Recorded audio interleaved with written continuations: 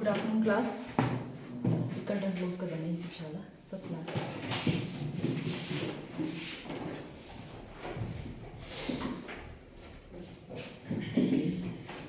तो साइंस में हम लोग कर रहे हैं जो कोशिका है उसकी संरचना के बारे में। ठीक है, किसके बारे में हमने किया?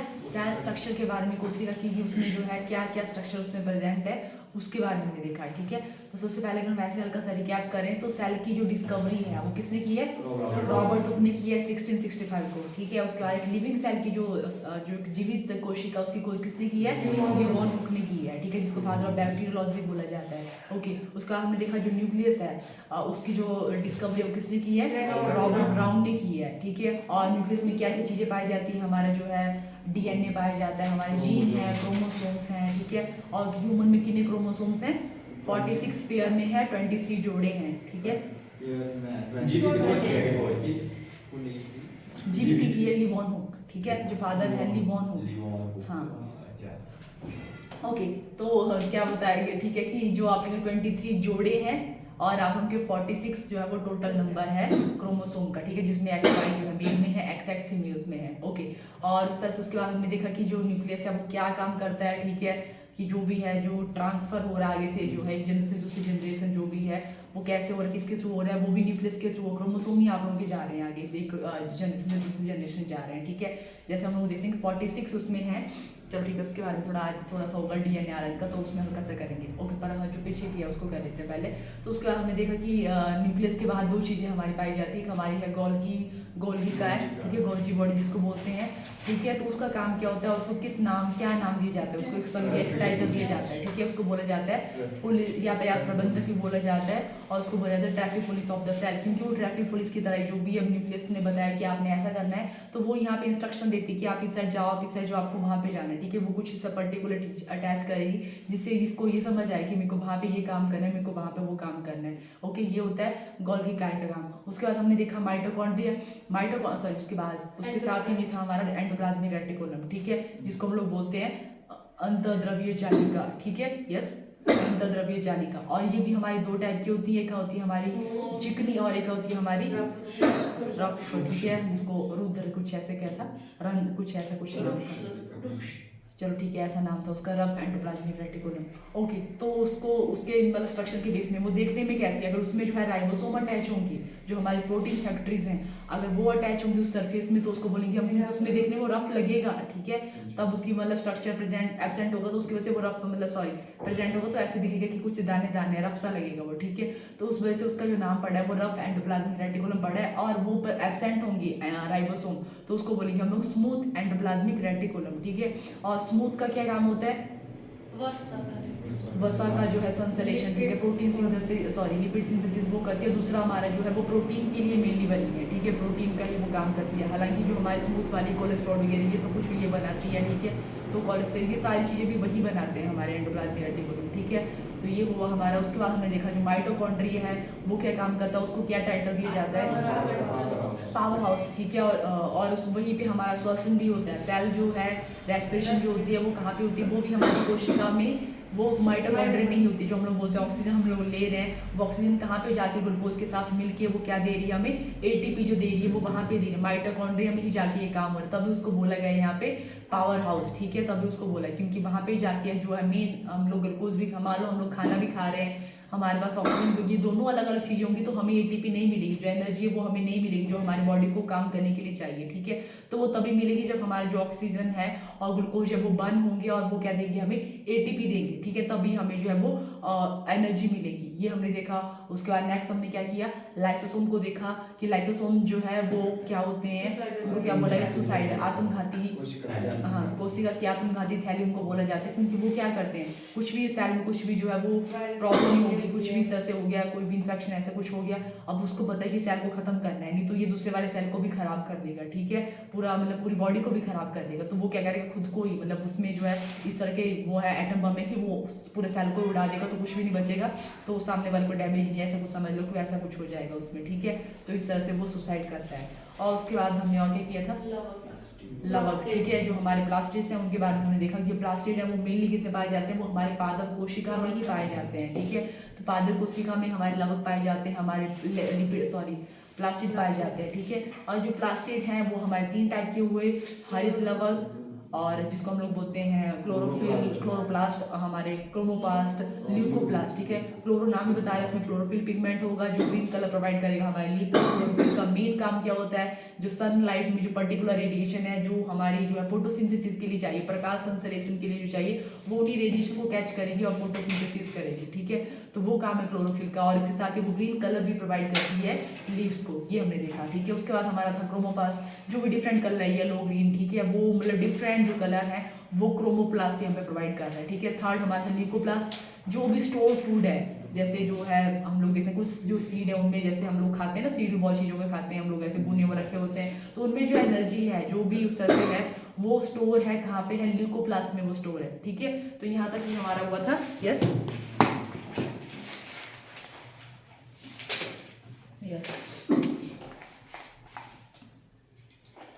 और नेक्स्ट हमारा है वैक्यूल, जिनको हिंदी में बोलते हैं रसधानी, वैक्यूल।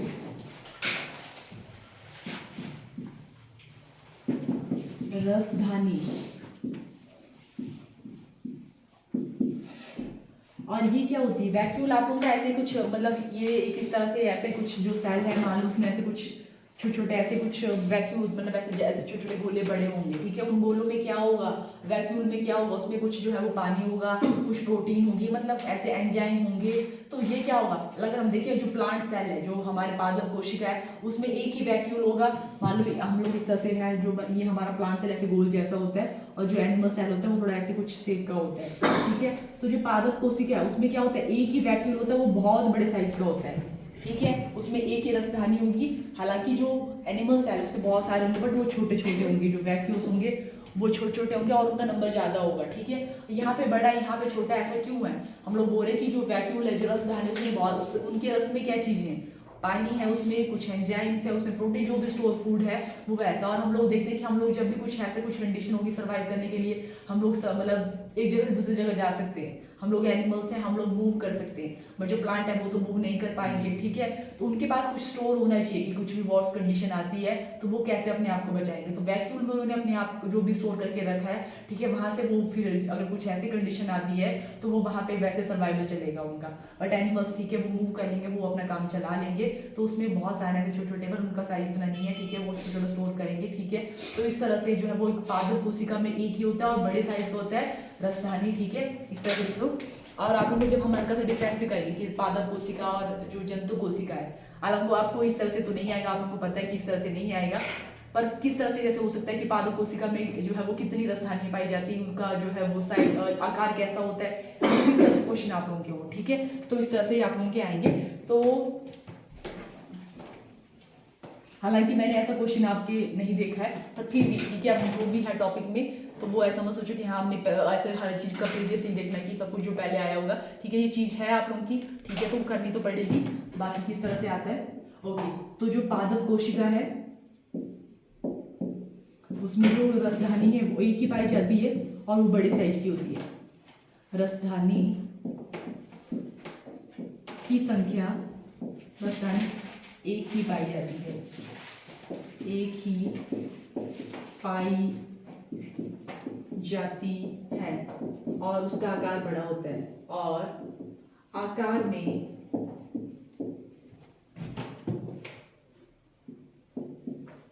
बड़ी होती है, बड़ी होती है। जबकि जंतु कोशिका जो हम लोग हैं, जबकि जंतु कोशिका एनिमल सेल में जो वैक्यूल्स हैं वो बहुत ज़्यादा नंबर में पाए जाएंगे, ठीक है, ऐसे 3 4 5 6 इस तरह से हो सकते हैं, ठीक है, और उनका साइज छोटा होगा। बट जंतु कोशिका में बहुत सारी छोटी छोटी रसधानी पाई जाती है, बहुत सारी छोटी छोटी रसधानियाँ पाई जाती है, ठीक है। तो इस तरह से है,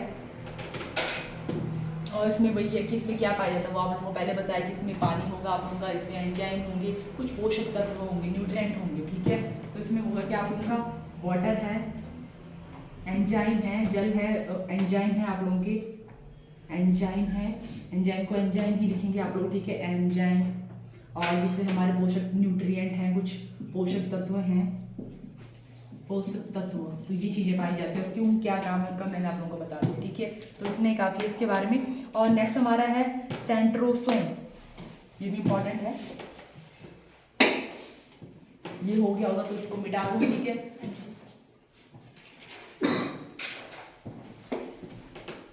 तो नेक्स्ट हमारा है सेंट्रोसोम, जो हमने बात की ना कि जैसे हर एक सेल में कितने आप लोगों के 46 ही क्रोमोसोम है, पर हमें पता है कि उसी 46 से अगर जो है, जैसे अब क्या होगा, कोई शुरू में क्या होता है आप लोगों का, जैसे कोई मान लो कोई जो न्यू जो जाइगोट बनता है, जो नया बच्चा बनता है, मान लो उसमें क्या होगा, जैसे हम लोग देखते हैं कि एक हमने बोला कि ये है यहाँ पे, मान लो हम लोग बात करें क्रोमोसोम की, ठीक है। बाकी हमने देखा कि जैसे 46 टोटल नंबर है क्रोमोसोम का एक पर्टिकुलर सेल में, तो क्या होता है, तो जो हम लोग बोलते हैं कि हमारे अंदर जो भी है, हमारे गुणसूत्र जो क्रोमोसोम है, वो हमें जो है 23 हमारे मदर से है, 23 हमारे फादर से है, इस तरह से ही है, ठीक है। तो अब कैसे होगा, ठीक है, एक सेल है हमारा यहाँ पे, इस तरह से सेल है, ठीक है, ये हमारी मदर का सेल है, ये हमारे फादर का, ठीक है। हमें पता है कि मदर का एग होगा, यहाँ पे फादर का स्पर्म होगा, इस तरह से होगा, ठीक है। तो मान लो अब ये सेल है, अब इनमें क्या है, पहले जैसे अब ये गए इस तरह से, उसमें क्या होगा, जैसे शुरू में जब ये बनते हैं इस तरह से, जब इनकी फॉर्मेशन होती है, तो क्या होगा, एक से जैसे 4 बनते हैं, एक जो होगा जिसमें 46 क्रोमोसोम होंगे, ठीक है। मान लो एक बड़ा सेल, एक ओरिजिनल जो सेल था उसमें कितने थे, 46 ही है, ठीक है। तो उस 46 से क्या होगा, 4 इस तरह से होंगे, ठीक है। इस 46 से इसका क्या होगी, इसकी कॉपी बनेगी, और कॉपी इस तरह से बनेगी, पहले 2 बनेगी, फिर 2 से 4 बनेगी, इस तरह से होगा, ठीक है। तो मैं अभी ऐसे बता रही हूँ ना, डिटेल में क्यों करना, पर ऐसे बताती हूँ हल्का हल्का, ठीक है। उससे क्या बनेगी, 1 से 4 बनेगी, ठीक है। और इस तरह से फादर वाला भी इस तरह से होगा कि 46 जो टोटल नंबर है उससे भी क्या बनेगी, पहले 2 बनेगी, 2 से फिर 4 बन जाएंगे, ठीक है। तो उन 2 पहले तो क्या होगा, पहले जो 2 बने शुरू उनमें क्या होगा, 46 ही कॉपी इस तरह से होगी कि पूरी की पूरी कॉपी होगी, ठीक है। पर उसके बाद क्या, फिर उसी से बनता है, उसी जो 2 बने थे उसकी कॉपी बनती है 23, फिर वो हाफ हो जाता है, ठीक है। फिर नेक्स्ट वाले जो 4 बनते हैं उसमें कितना जाता है, 23 ही जाते हैं, पेयर में नहीं जाते, उसके बाद सिंगल ही हो जाते हैं। वैसे मदर के केस में भी होता है 23, फिर जब क्या होगा, सारे के सारे इकट्ठे तो फ्यूज नहीं होंगे, एक मदर से जाएगा, फादर से जाएगा, और इस तरह से क्या हो जाएगा, 46 क्रोमोसोम का एक सेल बन जाएगा, एक जाइगोट बन जाएगा, एक जो भी है नया वो ऑर्गेनिज्म है वो फॉर्म हो जाएगा, ठीक है। अब उसी की कॉपी होंगी, ठीक है। अब उसकी तरह से कॉपी होगी कि 46 का पूरा जो है ऑर्गेनिज्म बनेगा, जो हम लोग इस तरह से है, ठीक है। बट ये काम कौन करवा रहा है, ठीक है, न्यूक्लियस ने तो इस तरह से इंस्ट्रक्शन दे ही दी है, बट इसमें जो मेन जो हम लोग बात करते हैं सेंट्रोसोम, वो यहाँ पे इसको डिवीजन कर, जो भी अलग करवाने का काम कौन करता है यहाँ पे, वो करता है हमारा सेंट्रोसोम। तब अब मैंने आप लोगों को इस तरह से बताया कि इस तरह से वो होता है, ठीक है। तो वो हमारा है सेंट्रोसोम का काम। तो उसके काम को देखते हैं कि वो इसमें कैसे जो भी है ये डिवीजन वो करवा रहा है, ठीक है, जो सेपरेशन करवा रहा है धागों की, वो करवा रहा है हमारा सेंट्रोसोम। इसको बोलते हैं तारकाय, हिंदी में बोलते हैं इसको सेंट्रोसोम, तारकाय। तो इसका काम क्या हुआ आप लोगों का, विभाजन करवाना, ठीक है। जो आप लोगों के क्रोमोसोम थे उनका विभाजन करवाया उन्होंने, ठीक है, 23 जो इस तरह से थे उनका विभाजन करवाया।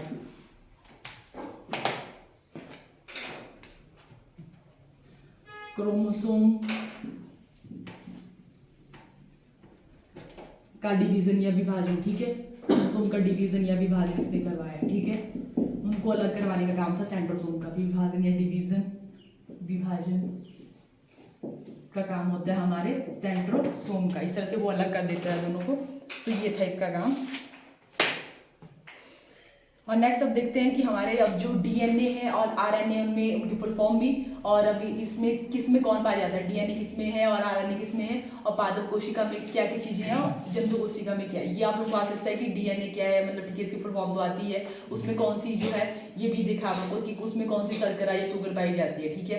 ये भी आप लोगों को क्वेश्चन आया हुआ है, ऐसा नहीं कि ये नहीं आप लोगों को आया हुआ, ठीक है। हालांकि इससे नहीं देखे हैं मैंने आप लोगों के क्वेश्चन, ठीक है, बट ये आप लोगों के हैं। डीएनए की फुल फॉर्म क्या है, और आरएनए की राइबो न्यूक्लिक एसिड, ठीक है। और हमने ये बात पहले की कि वो आप लोगों के कहाँ पे पाए जाते हैं, ये आप लोगों के न्यूक्लियस में होंगे, ठीक है। तो नेक्स्ट हमारा है डीएनए और आरएनए, और दूसरा हमारा है आरएनए। तो पहले full form deoxy ribo nucleic acid, ribose nucleic acid, ये इसकी फुल फॉर्म होगी, ठीक है। अगर हम बात करें ये आप लोगों का कहाँ पे मेनली जो है जो भी हमारे एनिमल सेल है, प्लांट सेल है, उनके न्यूक्लियस में कौन है यहाँ पे मेन जो काम कर रहा है वो कौन है, हमारा डीएनए। और आरएनए में जो इस तरह से जो भी हमारे जेनेटिक मतलब जो भी जो है आगे से एक जनरेशन से दूसरी जनरेशन जा रहा है, वो कौन जा रहा है, यहाँ पे जो डीएनए है वो हमारा क्या है, जेनेटिक मटेरियल है। मींस जो आप लोगों का एक जनरेशन से दूसरी जनरेशन जा रहा है वो डीएनए ही जा रहा है, ठीक है। क्रोमोसोम के फॉर्म में हमें ये पता है अभी हमें, ठीक है, कि हम लोग किसकी बात करें तो क्या क्या चीजें हैं वो, ठीक है। तो हमारे डीएनए यहाँ पे क्या है, DNA is genetic material of animals of all the organism except हमारे जो वायरस होंगे, उनके केस में क्या होगा, आरएनए एक जेनेटिक मटेरियल होगा, ठीक है। आरएनए इज जेनेटिक मटेरियल, क्या लिखा है आप लोगों का, और आनुवंशिक पदार्थ, ठीक है। ये जो है डीएनए एक आनुवंशिक पदार्थ है, आनुवंशिक पदार्थ है जीवों में, सारे जीवों में, ठीक है, एक्सेप्ट हमारे वायरस पदार्थ है, ठीक है। डीएनए एक आनुवंशिक पदार्थ है सभी जीवों में एक्सेप्ट वायरस। तो वायरस के केस में, वायरस को बोलते हैं हम लोग विषाणु, ठीक है। वायरस के केस में जो है विषाणुओं में जो है आनुवंशिक जो पदार्थ है ये हमारे है यहाँ पे आरएनए, जेनेटिक मटेरियल, आनुवंशिक पदार्थ, ठीक है, ये हो गया। अब इसमें जो शुगर है जिसकी वजह से इनका नाम अलग पड़ गया, ठीक है। तो इसमें कौन सी शुगर है, डीऑक्सी राइबो, और इसमें राइबो शुगर है, ठीक है। तो इसमें कौन सी शर्करा है, जो शुगर है, जो शर्करा है, इसमें कौन सी है, तो वो हमारी है डीऑक्सी राइबो, और इसमें सिंपली जो है वो राइबो शर्करा है, राइबो शुगर है हमारी की। तो ये डिफरेंस हो गया है। तो इस तरह से इतना डिफरेंस काफी है। और इस तरह से आरएनए डीएनए का ये भी आता है कि जो डीएनए का स्ट्रक्चर है वो किसने दिया है, जो हम लोग इस तरह से कभी आपने देखा होगा ऐसे कोई भी इस तरह से, ठीक है। तो डीएनए का ऐसे स्ट्रक्चर दिया गया है कि डीएनए देखने में ऐसा होता है, ठीक है। तो ये जो स्ट्रक्चर है वो किसने दिया है, तो ये दिया आपका जो है वॉटसन एंड क्रिक ने दिया था 1954 को। डीएनए की खोज की है ना, वो इन्होंने की है, अलग है, इन्होंने सिर्फ स्ट्रक्चर दिया है, ठीक है। खोज की आप लोगों के यहाँ पे खोज की जो न्यूक्लियस, इन्होंने न्यूक्लियस देखा था, इसमें आप लोगों के एक उनका नाम है, आपको अभी उनका नाम नहीं आ रहा है, कौन से, नहीं उन्होंने तो वो कि कैसे ट्रांसफर हो रहे हैं, ठीक है, उनके बारे में। डीएनए की हाँ एक आपका स्ट्रक्चर है, कैसे हल्का सा नाम आएगा तो फिर मेरे को भी याद आएगा, याद बोलो कौन क्या आ रहा है दिमाग में, लोग को यहाँ पे लिखा ही होगा इतना तो।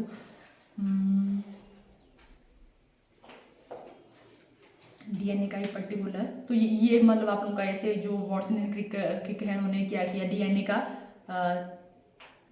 द्विकुंडलिक जो डबल हेलिक्स स्ट्रक्चर है डीएनए का, ये इन्होंने दिया, ठीक है। उसके लिए उनको नोबेल प्राइज मिला था। फिर ये कर लो पहले इसमें, ठीक है। डीएनए का जो डबल हेलिक्स स्ट्रक्चर है जिसको बोलते हैं द्विकुंडलित संरचना मॉडल, डबल हेलिक्स जो स्ट्रक्चर है वो किसने दिया है, वो दिया है वॉटसन एंड क्रिक ने, वॉटसन एंड क्रिक, किसने, फ्रेडरिक फिशर, हाँ ठीक है, इन्होंने इसको डिस्कवर किया था। फिर हालांकि जो स्ट्रक्चर बाद में किस तरह से जो है वो डीएनए है आप लोगों का, वो दिया है यहाँ पे वॉटसन एंड क्रिक ने 1953, जिसको बोलते हैं द्विकुंडलीय संरचना मॉडल,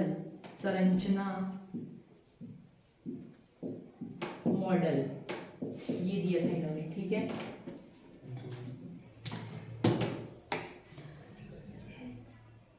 इसके लिए मिला था नोबेल प्राइज, इनको इसी के लिए मिला था कि इन्होंने ये स्ट्रक्चर दिया है यहाँ पे।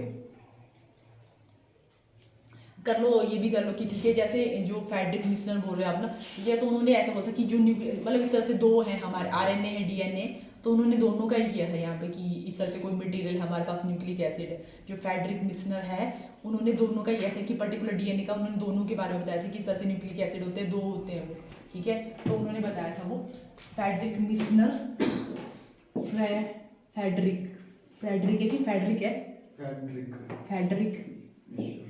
फ्रेडरिक मिशर के मिशनर है, मिशर ऐसे ही फ्रेडरिक मिशर ने ये किया था कि इस तरह से 2 न्यूक्लिक एसिड होते हैं, एक आरएनए होता है कि डीएनए होता है, तो ये बताया था उन्होंने। ओके, तो ये हो गया हमारा डीएनए और आरएनए के बारे में। नेक्स्ट हमारा कि जो पादप कोशिका और जंतु कोशिका, वैसे हमने इनका देख लिया कि सेल की जो स्ट्रक्चर है उसमें देख लिया, पर फिर भी क्या क्या दोनों में डिफरेंस है तो आप लोग भी बताओगे। वैसे हमने कर लिया, तो क्या क्या चीज़ें मैंने आपको प्लांट सेल में बताई थी, कौन सी जो भी आपको 1-2 चीज़ें याद है, ठीक है, ज़्यादा नहीं है डिफरेंस, थोड़ा बहुत है, तो वो देखेंगे। तो ये हो गया होगा, तो इसको मिटा दूँ। ओके, तो जो है डीएनए का डबल हेलिक्स स्ट्रक्चर किसने दिया है? वॉटसन एंड क्रिक ने। और कब दिया है?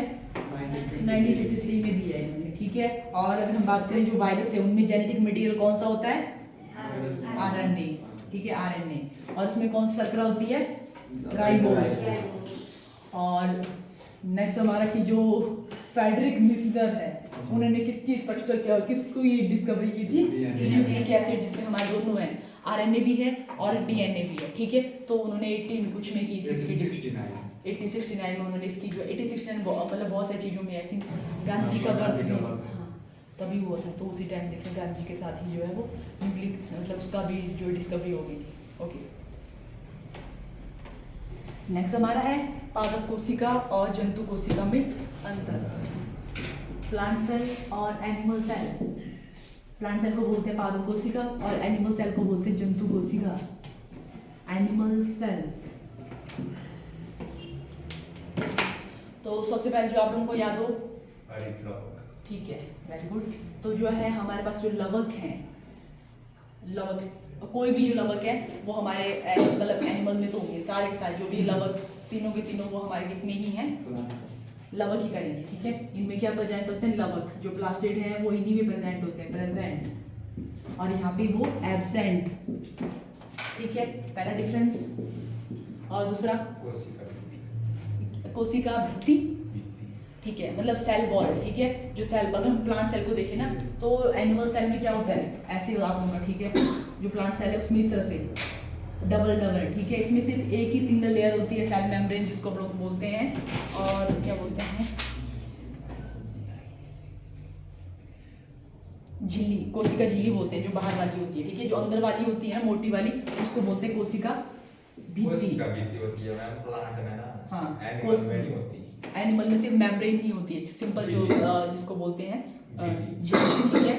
मतलब इनमें दोनों होंगी आप लोगों की, ठीक है। जो प्लांट सेल है उनमें दोनों चीजें होंगी हमारी, ठीक है।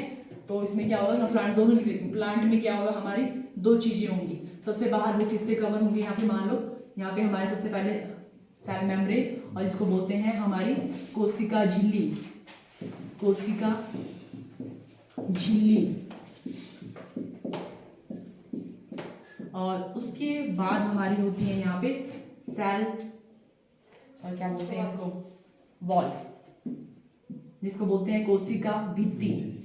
ये हमारी सिर्फ जो है वो एक प्लांट सेल है, क्योंकि हमें पता है कि प्लांट को बाहर रहना पड़ेगा, हार्श कंडीशन में रहना पड़ेगा, तो ऐसी कुछ कंडीशन होगी तो वो ऐसे वो हो जाएगा, ठीक है, मर जाएगा। तो उसके लिए वैसे उसको हार्ड रहना पड़ता है, ठीक है। ऐसी हार्श कंडीशन में अपने आप को भी वैसे हार्श करना पड़ता है, हार्ड रखना पड़ता है, तो इसीलिए इसमें जो है वो कोशिका भित्ति प्रेजेंट है। बट प्लांट में क्या होगा, सिर्फ हमारी सेल झिल्ली ही प्रेजेंट है, ठीक है। तो यहाँ पे कहना है कि इसमें सिर्फ जो है वो सेल झिल्ली ही जो है वो मतलब कोशिका झिल्ली ही प्रेजेंट है सिर्फ, ओके। तो ये डिफरेंस है। एक और अभी हमने किया रसदानी की, जो प्लांट है उसमें एक और जो है एक ही पाई जाती है और बड़ी पाई जाती है, और इसमें बहुत सारी पाई जाती है। वैक्यूम, सिंगल और लार्ज, सिंगल, बड़ा, बड़ी और एक और बड़ी, सिंगल एंड लार्ज रसधानी। और इसमें जो है मैनी एंड स्मॉल रसधानी, वैक्यूम। तो ये कुछ डिफरेंस है हमारे प्लांट और एनिमल सेल में।